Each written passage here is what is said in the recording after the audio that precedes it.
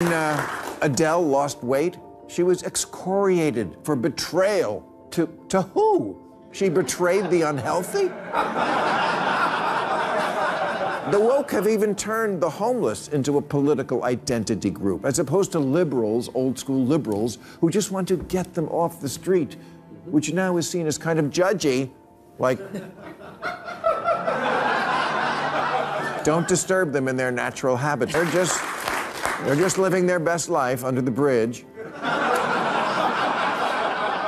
The woke think the #1 job is to protect homeless people from stigma. I think the #1 job is to protect them from rain.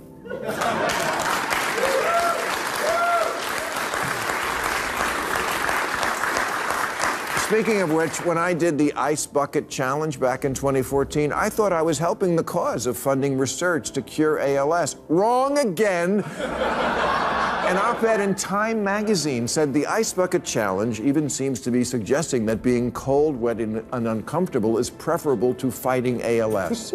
It was suggesting no such thing. What is wrong with this country that so many people can't be happy for anything for even a second? Ice Bucket Challenge? America is more ready for the can you shit on something good challenge, and yes, we're... Bill Maher's war on the woke crowd isn't dying anytime soon. He just obliterated them for attacking charity work. The woke mob is a ravenous black hole that devours everything, even acts of kindness. And Bill Maher? He's a raging bull that gores woke ideology where it hurts most. I've got all the explosive details, so strap in. This is going to be a scorching ride. In the season of giving, can we at least agree that giving is good?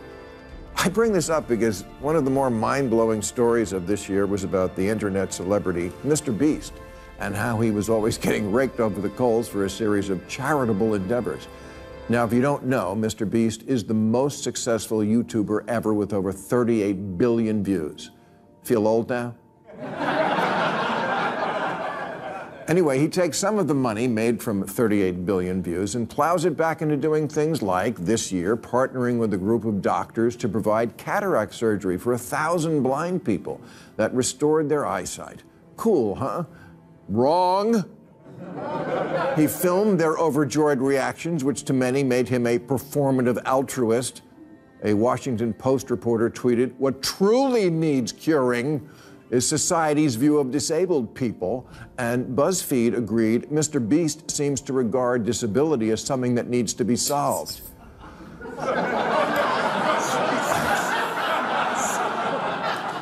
Okay, disability is something that needs to be solved. Surprised? You shouldn't be. This is exactly why I said the woke crowd is impossible to satisfy. They've weaponized hypocrisy into an art form.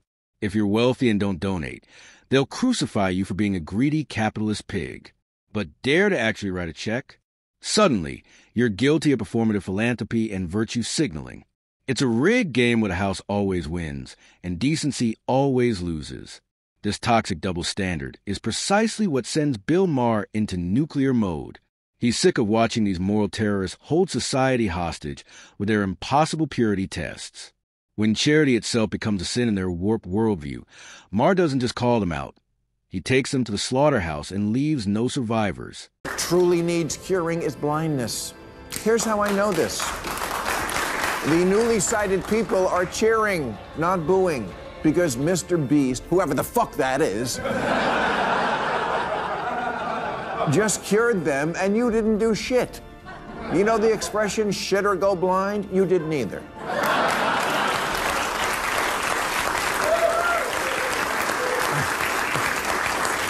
I tell you, I don't get the woke. They love nothing more than being a victim, except when they really are one, and then they tell you, I am not, go fuck yourself. The woke mob wouldn't lift a finger to help anyone. They're armchair activists who mistake tweeting for actual action. They're only satisfied with charity when they're the ones receiving it. Yet even then, they'll twist themselves into pretzels, insisting they're not victims, while simultaneously demanding victim status. It's breathtaking hypocrisy wrapped in righteous indignation. These keyboard warriors have perfected the art of moral freeloading. They'll shame others into charitable giving while contributing nothing themselves, except outrage and hot takes. They demand everyone else carry the burden of fixing society's problems while they sit back and critique the effort. It's like having a backseat driver who refuses to get behind the wheel but won't stop screaming about the route you're taking. Maher sees right through their performative activism and doesn't just call them out. He annihilates their entire fraudulent operation with surgical precision. Month, Mr. Beast, in another dick move, funded the construction of 100 wells across 5 countries in Africa to provide clean drinking water to 500,000 people. Good thing, right? No. Not good, bad. The founder of a charity called Face Africa called it kind of frustrating that overnight this person comes along who happens to be a white male figure with a huge platform, and all of a sudden he gets all of the attention. Yes, but you know what else is frustrating? Dying of thirst. Some of these NGOs and governmental agencies are nothing more than sophisticated money laundering operations masquerading as saviors. They fleece donors and governments out of millions, turning charity into their personal ATM.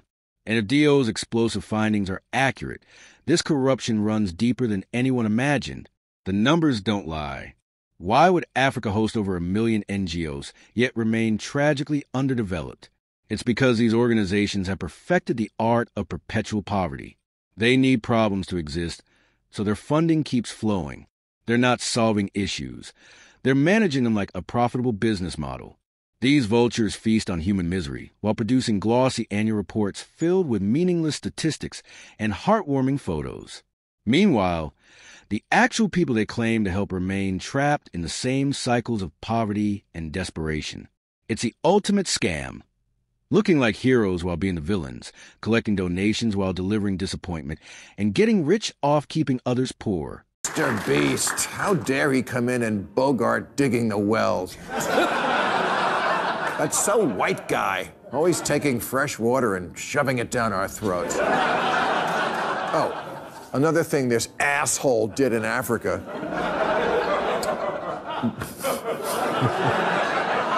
was pay for the rebuilding of an African orphanage, which the director of the Hope and Homes for Children charity called it a classic case of white saviorism.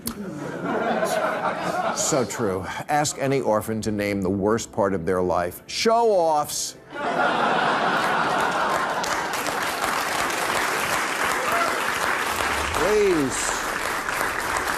Please. We should be celebrating having dead parents. Hey, it didn't hurt Batman.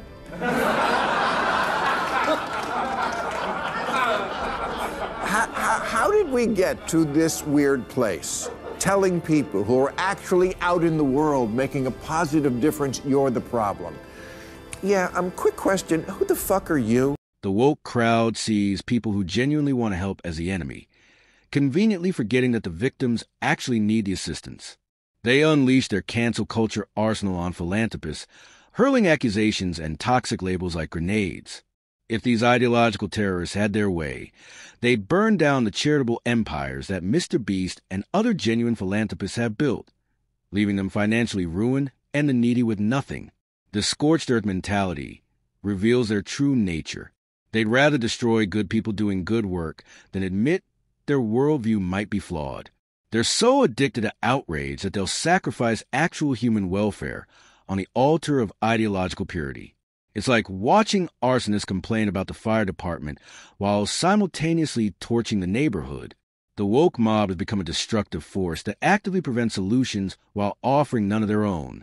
They're professional critics who contribute nothing but chaos. And that's precisely what drives Maher to unleash his verbal flamethrower on their hypocritical heads. This isn't only the media and the people on Twitter who exist to bitch, always finding something. He just did it for the clicks, or for the wrong reason. Or you should have done more, or sooner, whatever. You suck, signed X. No.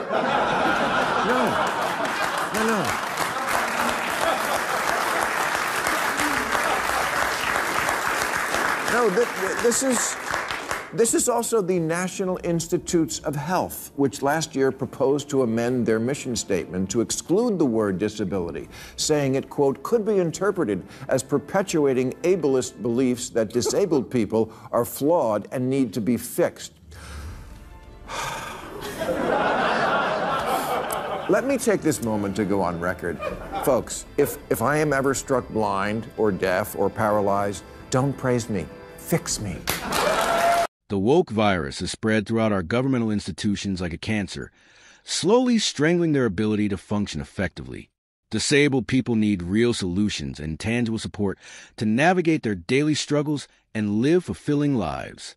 Creating an environment that pretends disabilities don't exist or refuses to acknowledge real limitations is a catastrophic recipe for disaster. This toxic ideology has weaponized compassion into dysfunction. Instead of providing wheelchairs, they offer empty platitudes. Instead of developing life-changing medical treatments, they preach about ableism and disability pride. Meanwhile, people who desperately need practical help are abandoned to suffer in silence, while bureaucrats virtue signal about inclusion. The woke crowd has turned genuine care into performative theater, replacing actual assistance with linguistic gymnastics. They'd rather police language than fund research, rather debate pronouns than build ramps. It's ideological malpractice that sacrifices real human welfare on the altar of political correctness, leaving vulnerable populations worse off than before. Sit around talking about how much I'm just as good as you. Fix me. Do something. Use AI. Invent something. Steal body parts from a pet cemetery. Steal stem cells from a frog. Whatever it takes. Gene sequencing, robotic eyeballs, harvesting clones, inject me with hamster platelets, grow a new gallbladder from impossible meat. Just do something.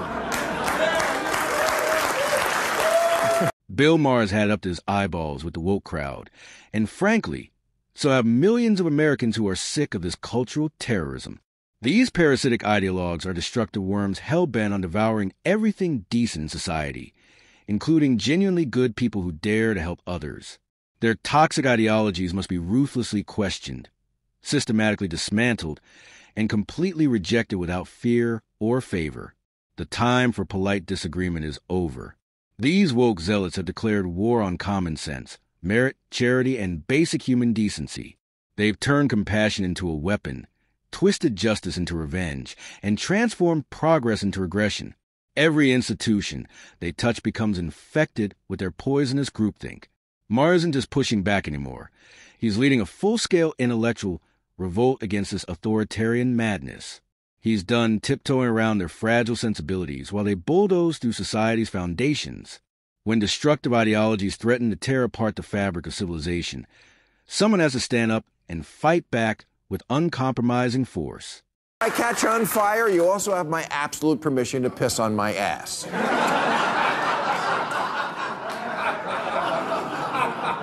You know, there's so much faking this time of year between the presents you don't want to buy and the presents you didn't want to get and the goodwill toward men that lasts until January 2nd. I just don't have room for, and disability is awesome. It's not awesome. And it's not a political affiliation. That's the problem. We turn everything into a political identity category. You're deaf. That's your identity. Don't mess up a good thing by hearing. And which political party weaponizes identity politics like a nuclear warhead? The Democrats. Bill Maher doesn't explicitly name them in this video, but if you've been paying attention to his commentary and following political events over the past decade, you know he's laser-focused on the Democratic Party's toxic transformation. Unfortunately, that self-destructive attitude resulted in one of their most catastrophic election defeats in modern history. But have they learned their lessons? Absolutely not. Instead of soul-searching after their humiliating loss, they've doubled down on the same divisive tactics that alienated millions of voters. They're like addicts who can't admit they have a problem, continuing to inject identity politics straight into their political bloodstream, while wondering why they keep overdosing at the ballot box. The Democratic establishment has become so intoxicated by woke ideology that they've lost touch with ordinary Americans who just want competent governance, not constant lectures about privilege and pronouns. They've transformed from a party of working people into the party of sanctimonious scolds, trading blue-collar votes for blue-haired activists. Maher sees his political suicide mission clearly and refuses to stay silent while his own party implodes. Adele lost weight. She was excoriated for betrayal. To who? She betrayed the unhealthy? The woke have even turned the homeless into a political identity group, as opposed to liberals, old-school liberals, who just want to get them off the street, which now is seen as kind of judgy, like, don't disturb them in their natural habitat. Even the homeless are feeling the brutal sting of the woke virus infecting every corner of society. The most absolutely ridiculous spectacle I've witnessed in my entire life is protesters literally demanding that people stop helping homeless individuals. It's peak insanity wrapped in moral superiority. These delusional activists have reached such heights of ideological madness that they're now gatekeeping human compassion itself. They'll block volunteers from feeding hungry people, sabotage shelter construction, and shame charitable organizations for not checking enough diversity boxes before extending a helping hand. It's like watching someone set fire to a life raft while lecturing drowning victims about proper maritime protocols. The homeless crisis demands immediate action, not academic debates about systemic oppression while people freeze on sidewalks. These woke warriors hold symposiums about housing justice and unhoused dignity. They weaponize victimhood so thoroughly that they'll sacrifice actual victims to protect their theoretical frameworks. It's moral terrorism disguised as advocacy, leaving society's most vulnerable trapped between genuine helpers and ideological predators who profit from perpetual suffering. Just living their best life under the bridge. The woke think the #1 job is to protect homeless people from stigma. I think the #1 job is to protect them from rain.